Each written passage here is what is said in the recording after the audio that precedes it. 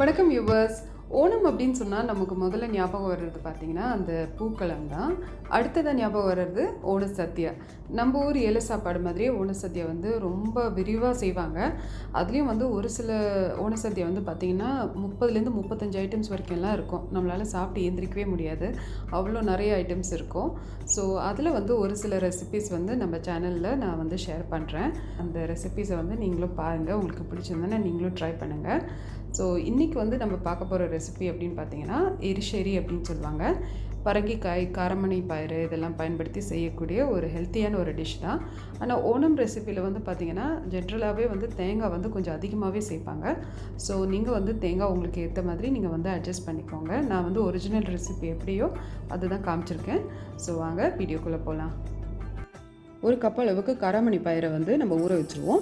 இது வந்து ஒரு 6லேருந்து 8 மணி நேரம் மினிமம் ஊறணும். ஸோ நான் வந்து ராத்திரியே இதை வந்து ஊற போட்டு வைக்கிறேன். இப்போ பாருங்கள், இந்த காராமணி நல்லா ஊறிருக்கு. இப்போ இதை வந்து ஒரு குக்கருக்கு மாற்றிக்கலாம்.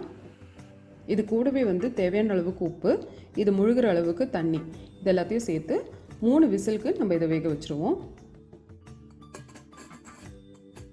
இப்போ பாருங்கள், காராமணி நல்லா வெந்திருக்கு. ஆனால் உடையில ஒரு 70% கிட்ட தான் வெந்திருக்கு.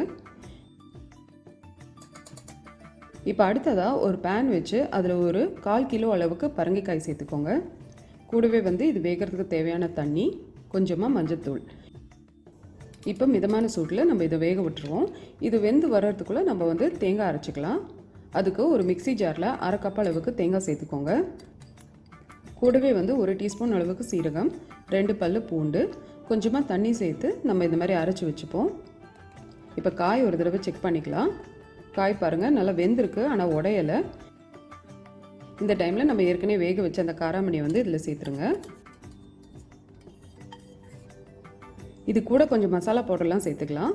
1 டீஸ்பூன் அளவுக்கு மிளகாய்த்தூள், 3/4 டீஸ்பூன் அளவுக்கு மிளகுத்தூள், 1/2 டீஸ்பூன் அளவுக்கு சீரகத்தூள், கூடவே தேவையான அளவுக்கு உப்பு சேர்த்துக்கோங்க. காராமணியில் நம்ம ஏற்கனவே உப்பு சேர்த்துருக்கோம். ஸோ அதுக்கு ஏற்ற மாதிரி அட்ஜஸ்ட் பண்ணி சேர்த்துக்கோங்க.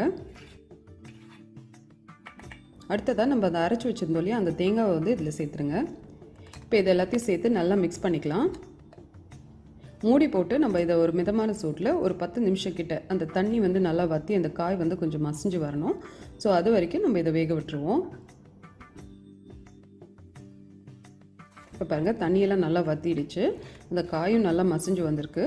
ஸோ இப்போ இதை வந்து நம்ம இறக்கிடுவோம். இப்போ இதுக்கு வந்து ஒரு தாளிப்பை ரெடி பண்ணிக்கலாம்.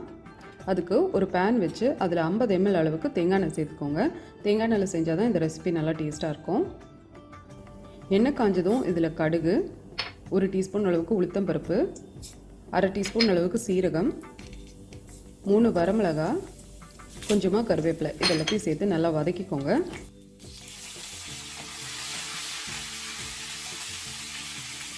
அடுத்ததாக 1/2 கப் அளவுக்கு தேங்காய் சேர்த்துக்கலாம். இதை வந்து மிதமான சூட்டில் நல்ல ஒரு பொன்னிறம் ஆகிற வரைக்கும் நம்ம வந்து வறுத்துக்கணும். யூஸ்வலாக ஓணம் ரெசிபீஸில் வந்து பார்த்திங்கன்னா அந்த தாளிப்பில் வந்து கொஞ்சம் தேங்காய் வந்து வறுத்து எப்போவுமே சேர்ப்பாங்க. நம்ம வந்து நார்மலாக வீட்டில் செய்யும்போது இது வந்து சேர்க்க வேண்டிய அவசியம் இல்லை, இது ஆப்ஷனல் தான். ஸோ நீங்கள் வந்து இந்த தேங்காவை வந்து அவாய்ட் பண்ணிவிட்டு ஜஸ்ட்டு தாளிப்பை வந்து நீங்கள் டைரெக்டாக அதில் கொட்டிடலாம். அப்போவும் டேஸ்ட்டாக தான் இருக்கும். ஸோ நான் இப்போ சொல்லியிருக்க குவான்டிட்டி எல்லாம் பார்த்தீங்கன்னா இது வந்து ஒரு 12 பேர்கிட்ட தாராளமாக சாப்பிட்லாம். சைட் டிஷ் மாதிரி வச்சு சாப்பிட்றதா இருந்தால் தாராளமாக சாப்பிட்லாம். நம்ம வீட்டில் வந்து செய்யும்போது ஒரு 3 பேருக்கு 4 பேருக்கு செய்கிறோன்னா அதுக்கேற்ற மாதிரி நீங்கள் இந்த குவான்டிட்டியை வந்து அட்ஜஸ்ட் பண்ணிக்கோங்க.